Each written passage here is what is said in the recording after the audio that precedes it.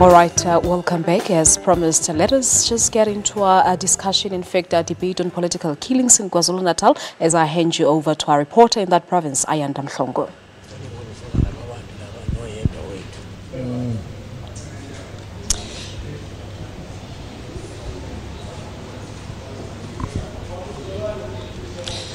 Well, good morning once again, Balisa. Thank you very much to our viewers who've just joined us. We're continuing our debate on political killings this morning. And the question we are asking is what needs to be done to bring an end to political killings that have ravaged the province of KwaZulu-Natal. And to get into it, I'm now joined by the leaders of the political parties. I have Mdumiseni Ntuli from the ANC, and we've got Mr. Themba Mthembu representing the SACP. Gentlemen, it's been a concern. You are both members of the alliance. You've said you've held many press conferences, many a rally, speaking out about the scourge of political violence in KwaZulu-Natal. Let me first start with you, Mdumiseni. Looking back in the 80s, where the violence was more, it was mass killings. Now we see, and as yourselves, you've spoken about it, that these killings are more targeted. These seems to be planned, well-orchestrated assassinations of individuals. Why is it, firstly, the big question that your supporters, that the people of KwaZulu-Natal want to know is, what is behind these killings? We are waiting for police. Of course, the investigations are continuing, but you've also had your internal task team that you've said is investigating from inside the ANC. What have you found at the moment? Well, thank you very much, Ayanda. Good morning, and good morning to Comrades Mthembu, as well as our viewers at home. I think first and foremost, it's important that in the view of the African National Congress, that we do not become very, very simplistic in terms of how we understand the environment we are confronted with. Obviously, there is a very, very difficult situation in our society in general, where there is a rise of a terrible culture of violence, which manifests itself in many ways. One of those ways is obviously what we have been dealing with both at the level of government and society in general, which is the killing that has been taking place in various hostels in our province. Of course, the very painful reality, in addition to that, has been the escalation leading to local government elections, and after the local government elections, on the killing of those who are involved with the political parties, either in the form of deployed cadres who are in the administration, the municipality managers, and also those who are deployed as public representatives, the councillors. The position of the African National Congress, first and foremost, has always been that, one, we need to have a deeper understanding of this situation. We must avoid becoming simplistic in handling it. Because if we become simplistic, we run a risk of missing an opportunity to get deeper to the essence of what we're confronted with. You see, part of what we've been disagreeing with, and we continue to believe that our position is correct in this regard, is that it would not be appropriate. It would not be appropriate that we simply define the killings of those who are involved in politics as political killings. Because if we advance that argument, therefore the second argument that will have to be advanced, and it must be cogently advanced in ways that are going to be convincing, is how to explain in a situation where people who are dying and they've been killed in so painful ways, but the arrests that have happened in some of these cases, I think I can count about 3 if not 4 of them. People who are arrested are in no way involved in the politics. Some of them are relatives to the deceased. Some of them are thugs that police were able to take down and discover that they were involved in the killings of these people. So the point that we've been making, and this is not to run away from a political responsibility as an organization, which we have, that we must deal with this issue, is that we must be careful not to glorify these killings and define them in a certain way that gives them a political meaning, even where we are not yet certain whether these are killings that are as a result of the politics internally in the ANC or the politics between the ANC and other political parties in the province. Yes, Mr. Msendi, but of course that would probably be a handful of the killings that we've seen in the province. Let's take, for example, what we've heard following the death of the late former secretary of the ANC Youth League, Sindo Somagaqa, where communities came and stood out and said that he was a whistleblower. He was fighting corruption in the Mzumkhulu area. Again, we attended, you were there, I was there, the funeral of the now late councillor in Msondozi, Kwazi Mkhize. And again there, his family came out and said he was being threatened. It is a matter that he had reported. Now, in those particular, in cases like that, where there is reports, where there has been reports prior to the actual deaths, why can't we then look at those and try to come up with, the motive behind this? Who is responsible for these killings? Look, you are quite correct. When Comrade Magaqa, for instance, passed away, there was a very, very strong assertion even during the memorial service that he has been killed because of his principled position against corruption and principled position against what appeared to have been an abuse of public resources in the construction of the community hall in Mzimkhulu.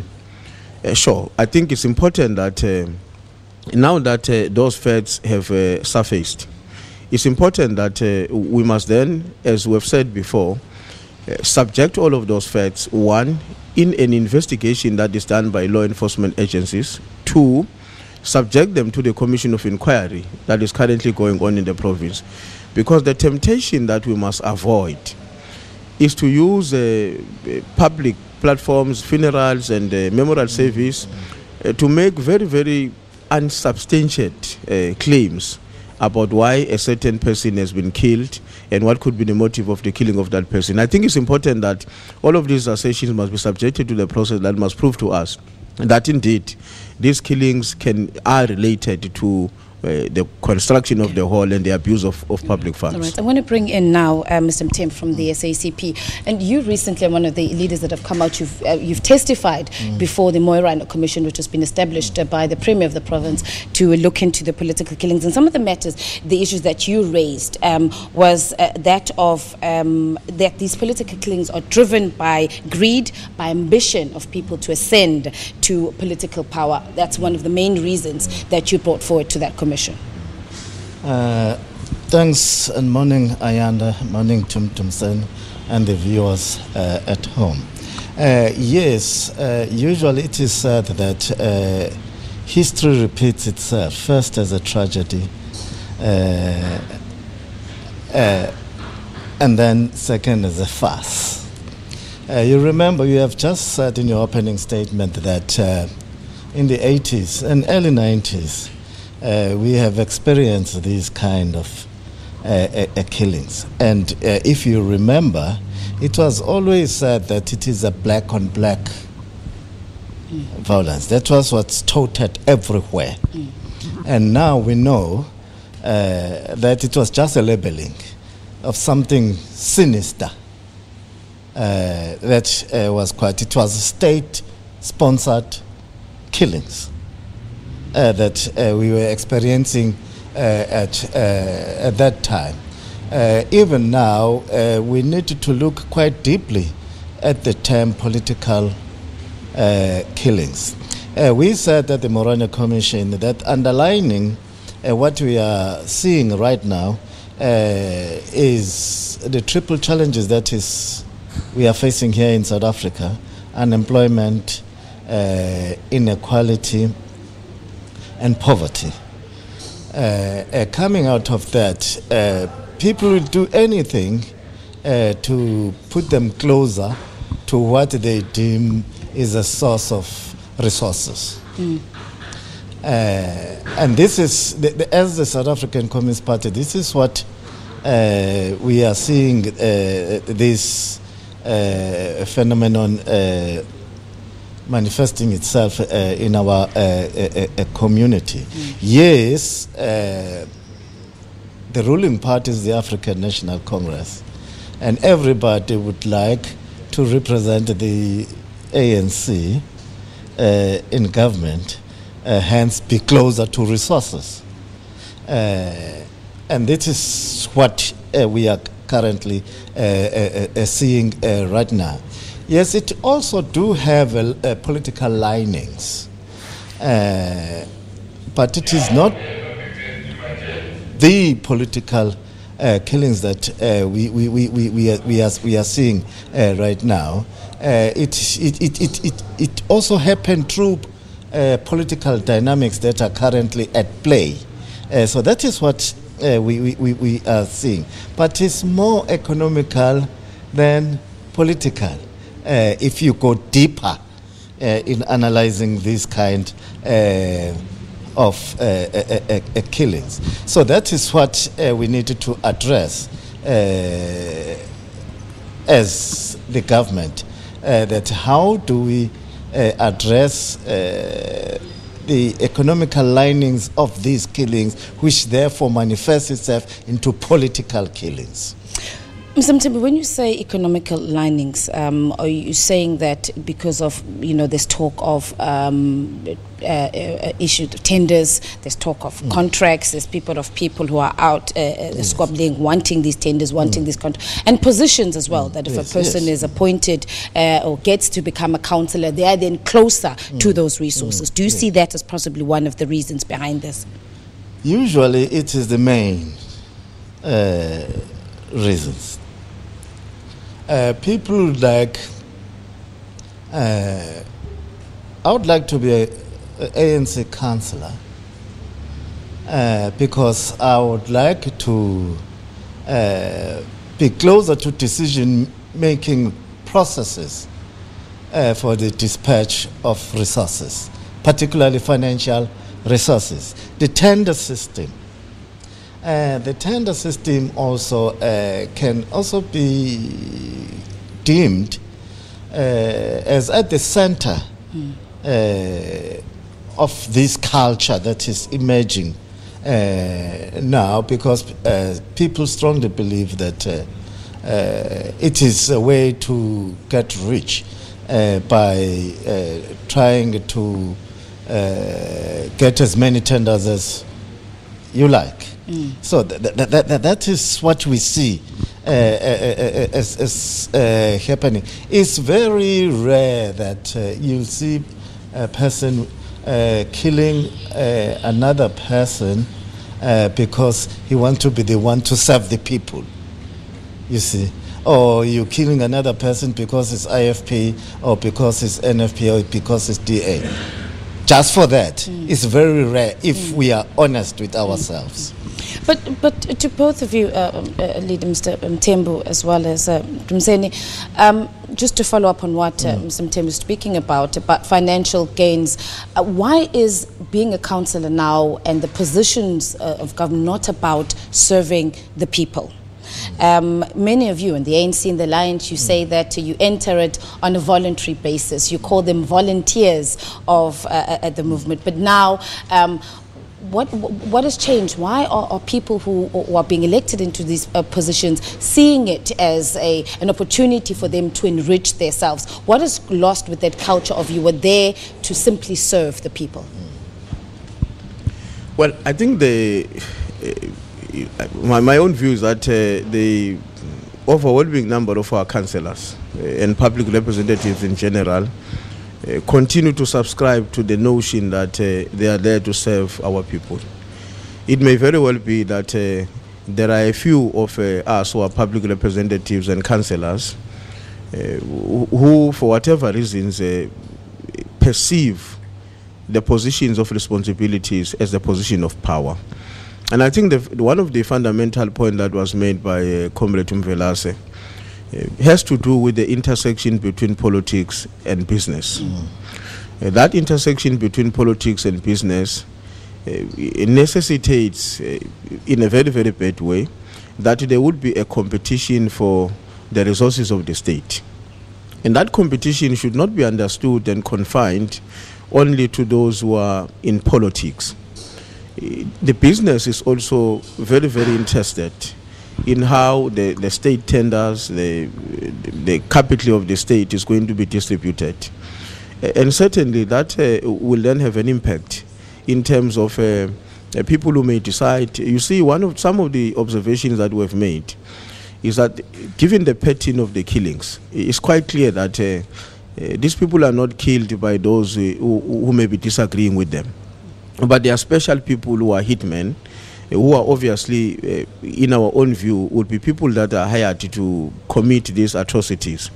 And these are people who would be largely driven and victims of what we are confronted with as a society, the triple challenge of unemployment, poverty, and inequality, which will expose them to a possibility of accepting money, whatever the consequences that money has been allocated for. And I think that's one of the things that, in our view, contributes to the possibility for people to accept a responsibility for material benefit, that I can go and murder somebody else.